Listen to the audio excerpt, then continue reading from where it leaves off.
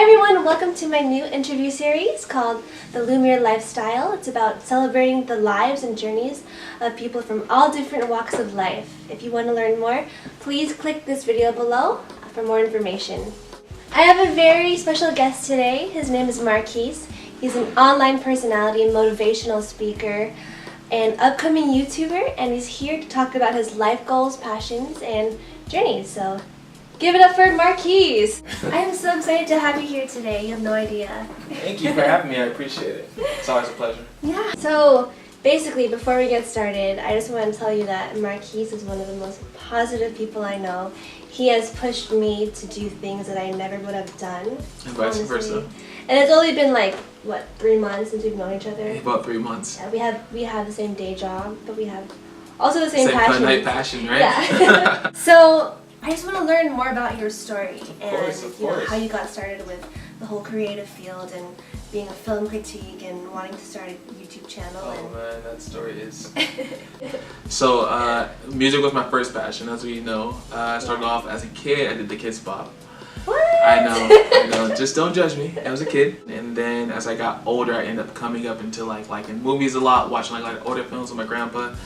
And it just kind of became a passion of mine then as a young adult. But then I didn't think it's something I wanted to do as a career.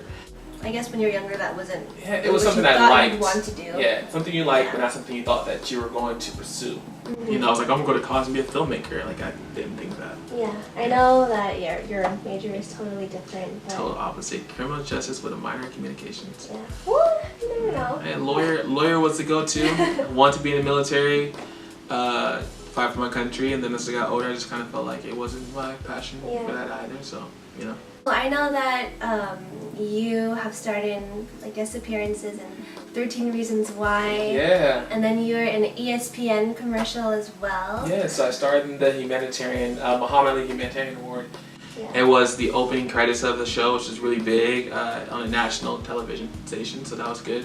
It was you that actually got me the day off in order for me to go do audition stuff. So thank Jackie for my start in fame, right? It was something that it ended up happening, and when it happened, I didn't know how big it was or how good it felt until I actually did it. Yeah. I just started getting my foot. We went to 13 Reasons Why. I auditioned for the Bay Area casting, and then I just I'm just gonna go shoot for it all the way.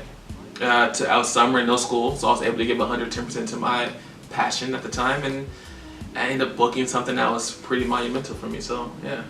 Yeah, I mean, the great thing is about, our friendship is that we support each other 110%. through everything. And so I knew that he had an audition and I worked for him so that he can go out there. Yeah. And that's just because you had talked to me about The Secret. Yeah. And the sort of law of attraction and how... You have to watch The Secret. Yes, on Netflix. Netflix, right? Plug for Netflix. But I loved how you said, you have to attract things that you want in life. Absolutely. You know? The Secret is pretty much just like laws of attraction. So if there's something that you want to do, you have to put it out to the atmosphere. You have to keep reminding yourself of it, keep thinking that you already got it before you got it. So I always say, if you want it, you have to believe it first and then go for it. Exactly. So that's why you sort of talked about backup plans and how you shouldn't have any, at least at this point when you're really trying to, work your hardest and hustle and get out in the world. I think backup plans are just set up for failure, pretty much. I feel not that you shouldn't have a backup plan, but I feel like if you have something that you're passionate about, you should go for that first. Mm-hmm. Especially while we're young, we're still in our 20s. We're still juicy, I guess you can call it the juicy years, right? I feel like we could do a lot at a time, and I feel like especially being millennials, it's essential that we go for what we want in life. It's a system that I feel like we are brought up is, hey, go to college, get a good job, get a house. That was like the American dream at one point.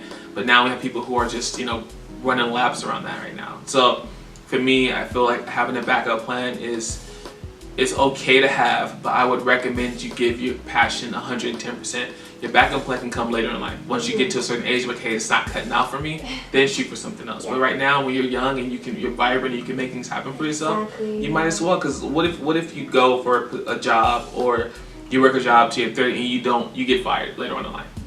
Who wants to kind of give something 110% and then fail at something they didn't want to do to begin with?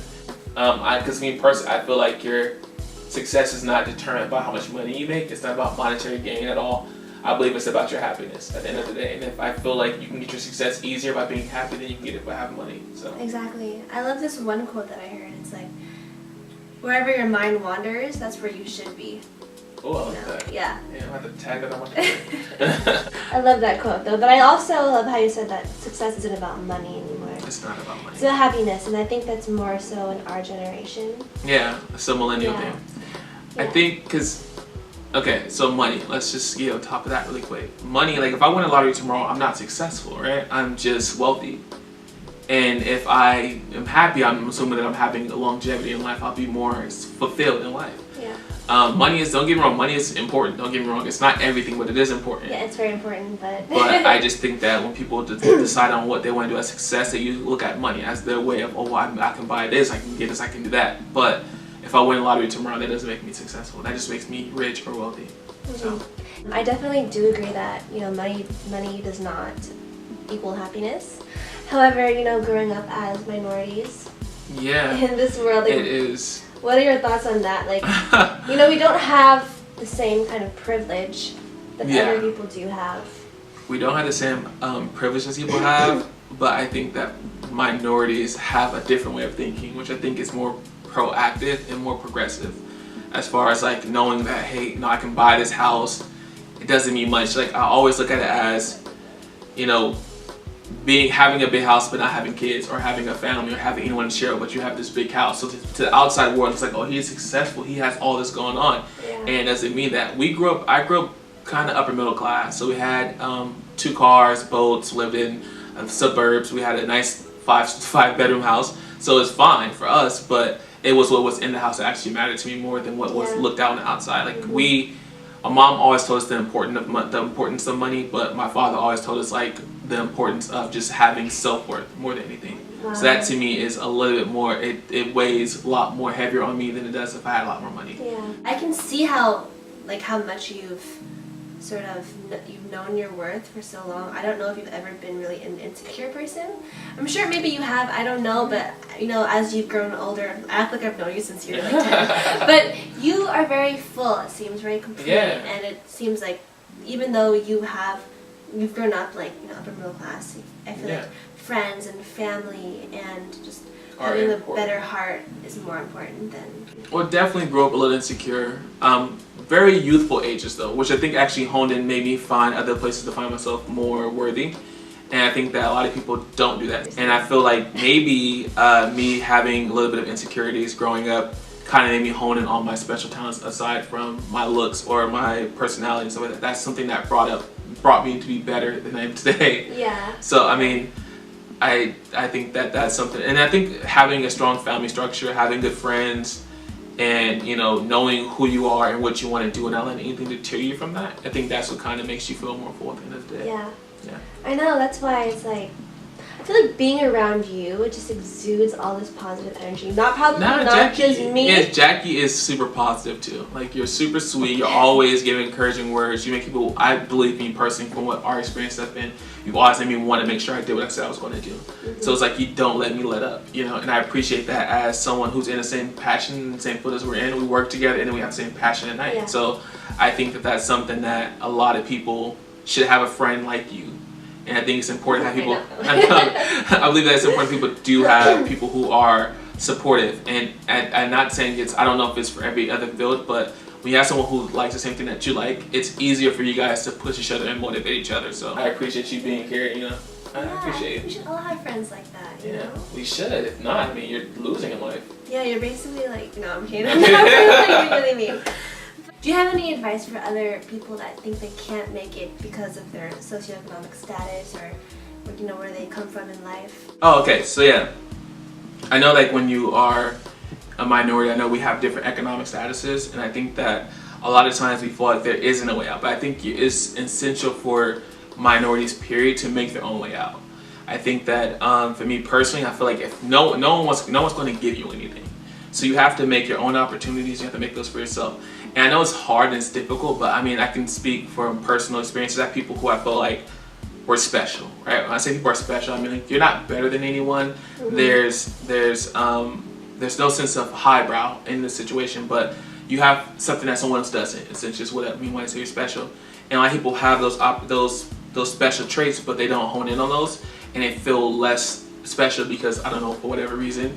And I think that the point is for you to feel special about yourself. If there's something about you that stands out, even if it's quirky, like I have low-key a lazy eye, right? My left eye is a little bit lazy. I did not even notice that. This eye right here is a little bit lazier than the right eye, and I had opportunities to get it fixed. I could have gotten surgery on it. Wow, I didn't notice that. I actually got hit in the eye with a scooter. That's story for I'll tell that in another interview. But yeah, so like I feel like even though it's considered a defect, I guess you can call it, I feel like it has character to my face.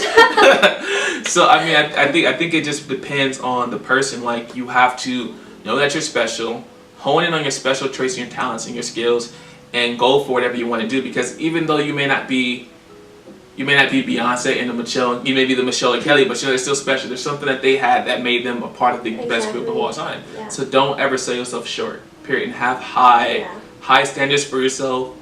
And even though you're probably not where you want to be now, make sure you talk and act and feel like you're in that place. You have to set your mind to where this is where I'm at in life. Even if you're not there yet, you think it, you believe it, you act it. Fake it till you make it is the term I want to use. Just fake it till you make it. So I feel like. But work hard. But work hard, though. Don't fake it that much. Just stuff to work. Well, do you have any other new projects out? So my YouTube channel will be up probably in a week and a half, actually, and it's going to be more motivational.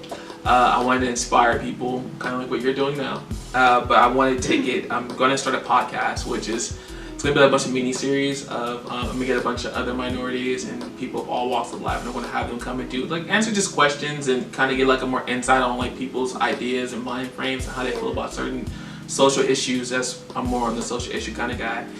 And then I'm actually working on a web series now, a legit acting scripted web series. That's so exciting. I hope it's going to be on YouTube, but I want to kind of have it picked up by Revolt or some streaming services. So I'm working on. I just talked to the Studio B company in Berkeley they're interested in seeing what the outcome can be.